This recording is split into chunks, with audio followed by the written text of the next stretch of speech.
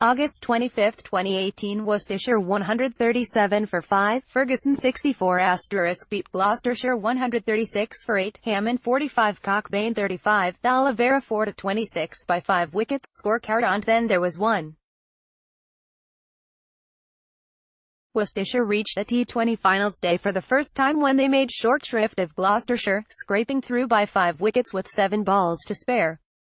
Now only Derbyshire, among the 18 first-class counties, have never made it to what has become county cricket's end-of-season knees-up, further emphasis of the competitive nature of England's professional circuit. Never mind a knees-up, without the skill and composure of Callum Ferguson, Worcestershire might have gone boom-a-daisy. Ferguson's unbeaten 64 from 47 balls babysat the Blast's youngest squad through to Edgbaston. Adelaide-born, and like much in that charming city, relatively undervalued, he has been one of the stars of the county season. Michael Klinger, Gloucestershire's captain, knew their mediocre 137 for 5 was vulnerable to one quality innings. "We didn't bat well enough," he said. "No one took responsibility like Callum Ferguson did for Worcestershire, guys getting 20 and 30 and not going on, including myself. We didn't get a big enough total. By the time within the first 4 overs that Worcestershire lost Moeen Ali, like Yash Butter for Lancashire 2 days earlier, an England player introduced with no magical effect, and Joe Clark with only 25 on the board, Ferguson was exploring a shrewd drive or two. When they faltered again at 66 for 4 the 11th over in play, Benny Howell having trapped Brett DOliveira and Ben Cox with unnoticed changes of pace, he had bristled with authority square of the wicket. Whatever met him, he dealt with it. Ferguson's assessment even included an uplifting message about the value of club cricket. He was asked on Sky Sports about recognizing the need to bat through the innings. "I reckon playing league cricket when I was younger helped with that sort of thing," he said. "We have a lot of talented strikers in the side. A man who respects the game, at all its levels." The game was broken in the 16th over.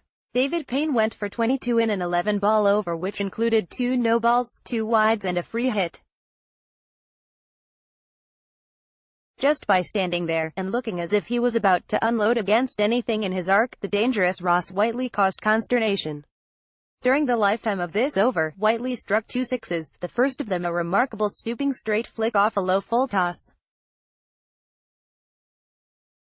A high full toss had hit him in the stomach but only served to sharpen his appetite.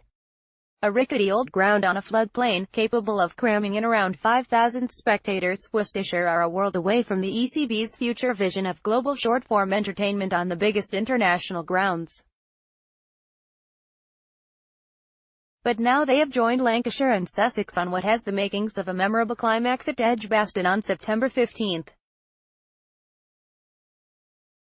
Somerset and Notts contest the final place at Taunton on Sunday. The Rapids had another match winner. Some good ones, some bad ones. So said DOliveira about his spell of 4 for 24, becoming the latest leg spinner to have a field day in the Blast, and one of the most unsung leggies in the tournament. DOliveira, a diminutive figure with an air of cheery innocence, adorned a season where he had taken only 4 wickets in 12 matches in the group stages. When he took his 4th wicket with a rank-long hop, silencing Jack Taylor, Gloucestershire's last hope of plotting an escape, with a ball that scuttled through at knee-high, DOliveira held his hands to his face in a similar manner to Stuart Broad when he took 8 Australian wickets in a morning session 3 years ago. Replace Broad's amazement with a little more good-natured mischief and you get the idea. Alongside DOliveira, Daryl Mitchell was an effective sidekick. He did not concede a single boundary in a spell that conceded only 15 and also claimed Gloucestershire's first wicket, that of Miles Hammond, whose 45 from 31 balls had energized an opening stand of 65 from 7.4 overs. Pat Brown, the 20-year-old seamer who has found himself the Blast's leading wicket-taker, was seen off in 1 over. Moeen Ali dispensed with his own bowling in 2. Klinger was subdued but Hammond's dash disguised it. and Mitchell had Hammond LBW, sweeping, and the door was open for DOliveira. Gloucestershire faded like colours under a tropical sun. Klinger, feeling the pressure, shook his head philosophically and drove DOliveira down long on's throat. Ed Barnard, a safe pair of hands. DOliveira trotted back from the stumps to clutch Benny Howell's slog sweep. Then came two devilish long hops, Brian Higgins hauling to long on when he might have sixed him over mid-wicket. Taylor betrayed and bereft.